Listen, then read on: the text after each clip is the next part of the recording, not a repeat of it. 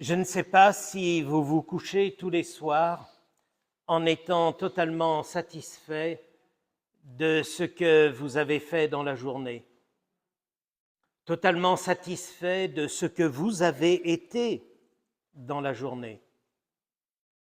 Moi, je vous l'avoue humblement, ce n'est pas le cas tous les soirs.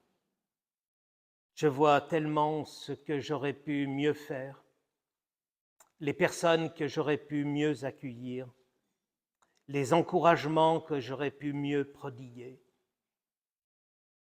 Alors, dans ces moments-là, j'aime me rappeler une phrase que j'avais lue. Dieu n'habite pas nos journées idéales, il habite nos journées réelles. Et on peut dire que cette phrase résume admirablement bien le sens de cette fête de Noël. Quand Saint Jean proclame dans l'évangile que nous venons d'entendre, le Verbe s'est fait chair et il a habité parmi nous, c'est bien ce qu'il veut nous faire comprendre. En Jésus, Dieu ne s'est pas incarné dans un monde idéal, dans une vie rêvée. Non. Il est venu partager la vie des hommes de son temps qui, comme nous, n'étaient pas tous des lumières. Il est venu partager la vie des hommes à un moment de l'histoire où la vie avait été rendue très difficile à cause de cette occupation romaine. Et d'ailleurs, quand Saint Jean dit « le Verbe s'est fait chair et il a habité parmi nous », pour respecter vraiment le grec, il faudrait traduire « le Verbe s'est fait chair et il a planté sa tente parmi nous ». Cette expression qui peut nous sembler un peu bizarre, elle est un clin d'œil à ce qui s'était passé dans le désert après la libération d'Égypte. Dieu avait accompagné son peuple dans sa traversée du désert en habitant comme les autres sous une tente qu'on a nommée la tente de la rencontre, mais elle était comme les autres tentes. Vous le voyez, Noël n'est pas un beau conte pour les enfants, racontant seulement l'histoire d'un bébé couché dans une mangeoire. Noël, c'est l'histoire d'un Dieu qui, en Jésus, choisit de planter sa tente parmi nous pour nous accompagner dans toutes les traversées de nos déserts.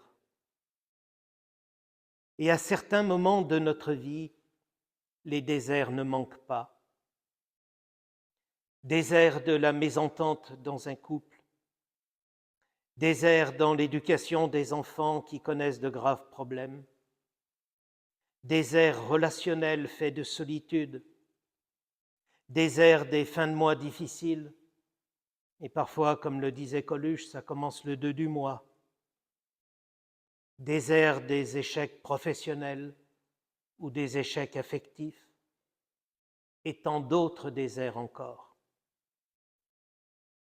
Saint Jean, en utilisant cette expression, le Verbe s'est fait chair et il a planté sa tente parmi nous, veut donc nous dire que le Seigneur a choisi de venir comme un pauvre pour tous les pauvres que nous sommes tous, afin qu'aucune de nos pauvretés nous fasse imaginer que tel que nous sommes, le Seigneur ne peut pas venir chez nous.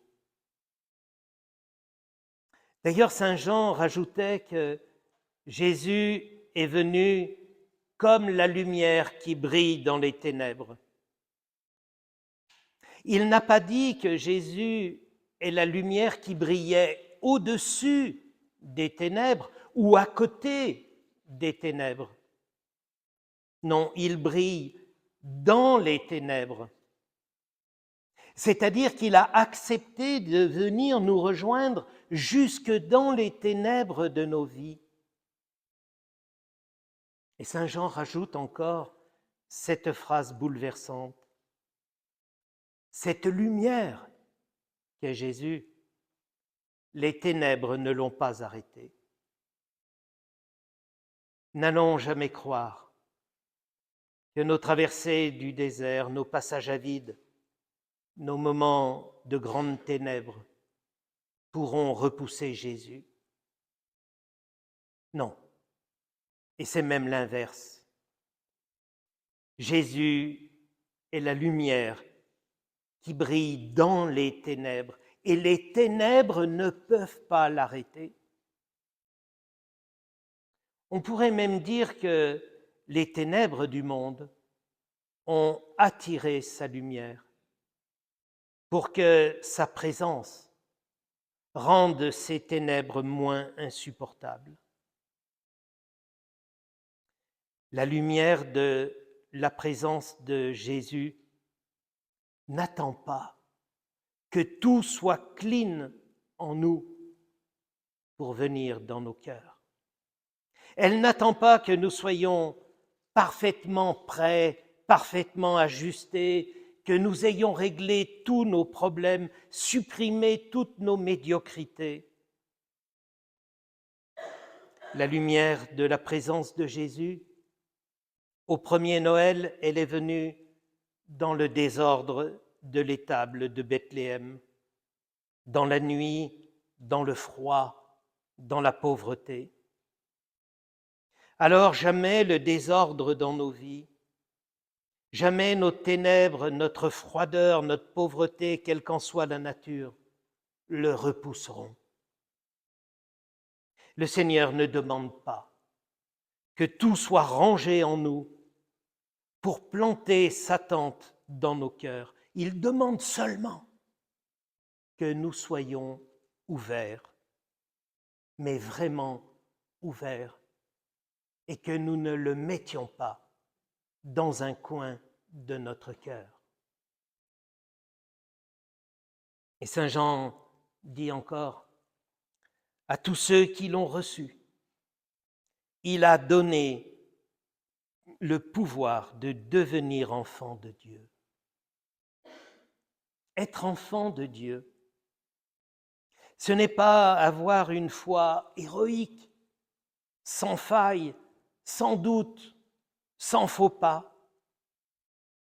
Être enfant de Dieu, c'est se savoir accueilli, voulu, aimé de manière inconditionnelle.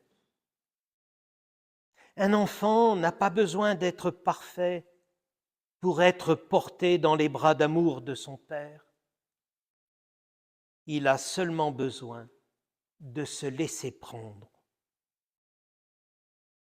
La bonne nouvelle de Noël, c'est que si Dieu a choisi de se faire si petit, c'est pour que personne ne puisse se dire « ce n'est pas pour moi ».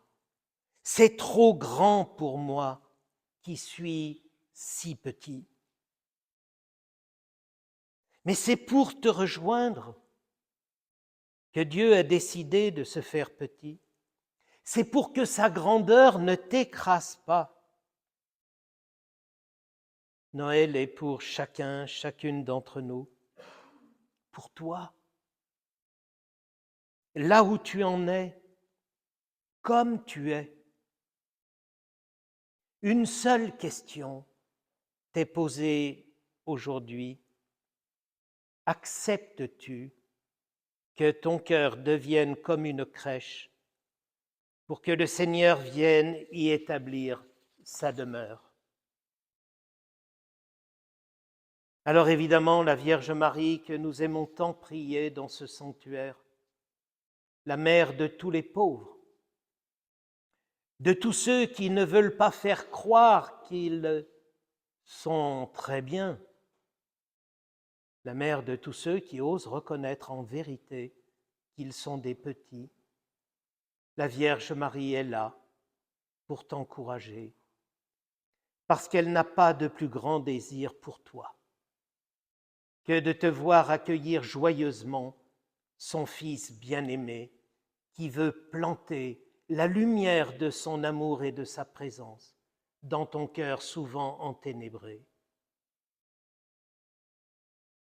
Elle te rassurera toujours en te redisant qu'au premier Noël, elle a donné Jésus au monde dans une étable, justement pour que personne ne puisse penser que son cœur n'est pas digne de l'accueillir.